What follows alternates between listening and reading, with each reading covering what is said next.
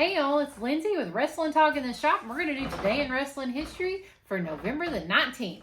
In 1990, as part of WWF Superstars taping, Mr. Perfect defeated the Texas Tornado to win the second Intercontinental Championship. Tornado had defeated him for the belt at SummerSlam that same year. If you didn't know. Do you know who the Tornado is? Yeah, I always, it's kind of sort of disrespectful. Call him Kerry Von Erich. All right. Kerry Von Erich. In 1991, WCW Clash of the Champions was held in Savannah, Georgia. In a short 5-minute match, Rick Rude pinned an already injured Sting after a roll-up win the WCW United States Championship, or to win the WCW United States Championship. In the main event, Lex Luger managed to retain the WCW World Heavyweight title in a match against Rick Steiner after Luger hit him with the belt when the referee was distracted. Luger, he always played that part, sometimes he'd be a face, sometimes he'd be a heel. I guess they call it a betweener. Yeah. Yeah. He could be either way. Yeah. In 1995, WWF Survivor Series was held in Landover, Maryland, would feature the last match in the WWF for Bam Bam Bigelow.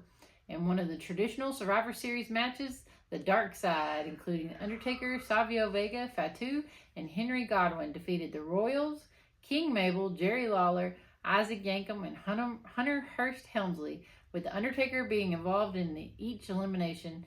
3 were by pinfall, 1 by countout when King Mabel ran from the ring. The Hunter Hearst Helmsley, I no wonder he went to Triple H, right? That's a mouthful. It is hard to get that out. In the main event, saw Bret the Hitman Hart defeat Diesel in a no DQ match to win the WWF Championship. Diesel had been the champion for 358 days, which would be the longest reign of the 90s. And it was featured as the first table breaking in WWE history. What year was that? That was in 95. 95. In 2000, WWF presented the Survivor Series from Tampa, Florida. The match between Undertaker and Kurt Angle for Angle's WWF World Heavyweight title is remembered for 2 things. First, the finish. When Undertaker hit the last ride and went for the cover, it turned out that a few minutes before, Angle had switched places with his brother, who then took the finisher and gave Kurt the opening to roll up Taker from behind and get the pin. Secondly, it's remembered as the time Undertaker wore gold snakeskin trousers instead of the usual black. Oh, I remember that. He lost his luggage before the pay-per-view. Yeah, I remember that. It looked weird. In 2001, on Monday Night Raw in Charlotte, North Carolina, marked the return of Ric Flair to the company for the first time since 1993.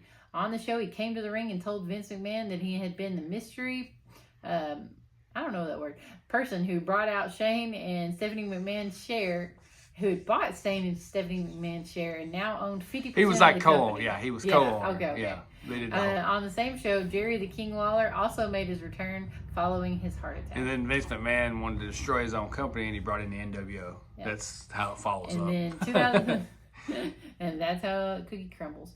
And in 2007, after a 2-year absence, Chris Jericho made his return to WWE on Raw and told Randy Orton that he was coming for his World Championship. Then we've got, in 2017, WWE Survivor Series was held in Houston, Texas, with Raw versus SmackDown theme, featuring a series of inter-branded matches.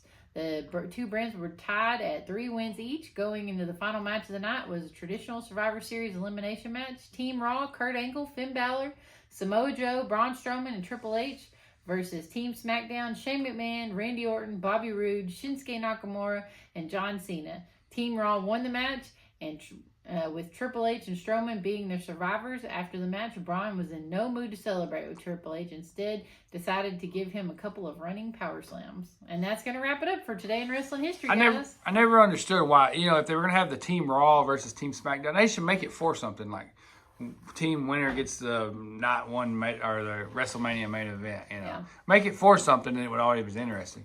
But anyways, like and subscribe, hit that notification bell. Thanks for watching, guys.